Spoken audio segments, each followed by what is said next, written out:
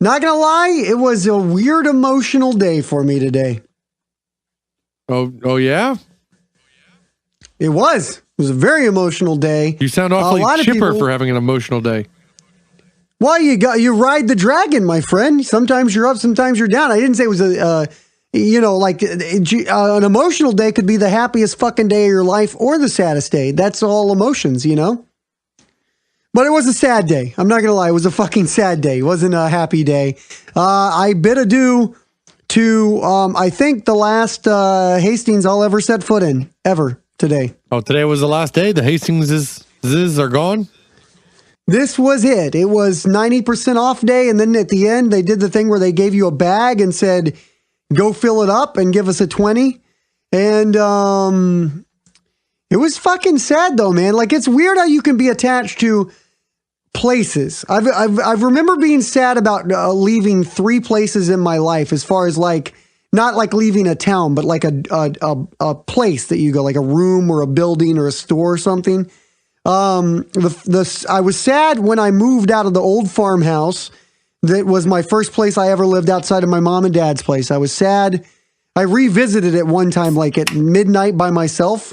And just stood in there, and I just got this overwhelming bit of sadness about this place. With the new tenants living there and everything? I believe it was in between. I believe it was in the tweeners. You hope it was in between. There was no one at it at the time. What's that? You hope it was in between. Oh, I hope so. They're still talking about this one time a ghost came and cried in their living room. But there was that place. Then there was this private bathroom that I went to the bathroom at for about 2 or 3 years. That they closed the bank down, which was, I used to go to this back hallway bank bathroom, and they closed that bank down. And I remember the last day I went there, and I was sad. I was sad that day. And this is on par with that. The Hastings, going to the Hastings the last day. I think the Hastings has a lot more sentiment over time than the weird bathroom you pooped in for 2 years. Well, I mean, you've never just exclusively, like it was, I felt like it was my secret world, you know? Like that bathroom meant a lot to me because I don't think anybody else knew about it. Like in a town of 250,000 people, I really feel like that was my bathroom out of the whole town. And I would go in there and I would, read the news and go to the bathroom, go to the restroom. And it was a special place for me. It fucking sounds weird when you say it out loud. I know, but I was sad when they closed it down. I was very sad when they closed the Hastings today. And I realized that there will be no Hastings for me to share with my family, my progeny. You can sit around on your Amazon and listen to music and read reviews of books. No, but it's just not a place. It's not a place to go and communally. And as an antisocial person, you'd think I would be into that. But I like the idea of having to go to a place. Like I like a forced social interaction, like going to the convenience store. If you got to get your Red Bill, you got to talk to somebody.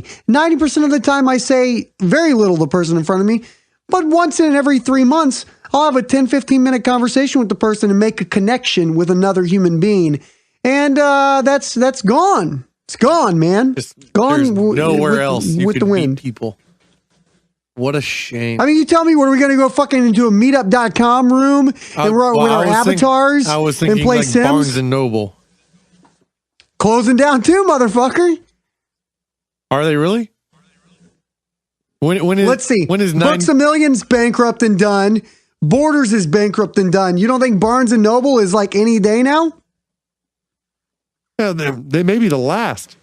I mean, they may be the giants that destroyed the book industry. No, they're not. They may be. Barnes and Noble is the next one to get killed by Amazon. And I think Amazon might be just fucking start killing everything. Like, I don't know if Bed Bath & Beyond's, I think bricks and mortar big box stores are going to be done soon, man. Over. And I don't know what happens to what happens to the buildings. Do we just have all these vacant buildings? This is like fucking Planet of the Apes? All parking lots. There's going to be some really big what? Starbucks.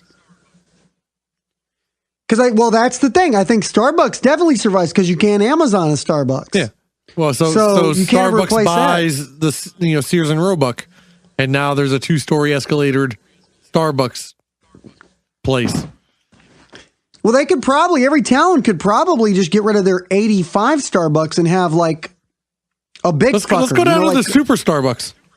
Yeah, they could call it the Death Starbucks, is what they go. Oh, I don't think that'll market Dave well. Coulier. Fucking Death Starbucks. Yeah. That was a good one. Did you say Dave Coulier? I just thought that was a Dave Coulier style joke, is what I thought that was. I was fucking waiting for it. But anyway, all I'm saying is like, it is going to be a weird, it makes me sad because it's kind of like, why, basically they killed my childhood. Basically it would be like a person that grew up in the 80s taking Mr. Rogers out into the front yard and putting a shotgun to his head. That's what happened to me with the Hastings closing down. They shot my Mr. Rogers right in the fucking head.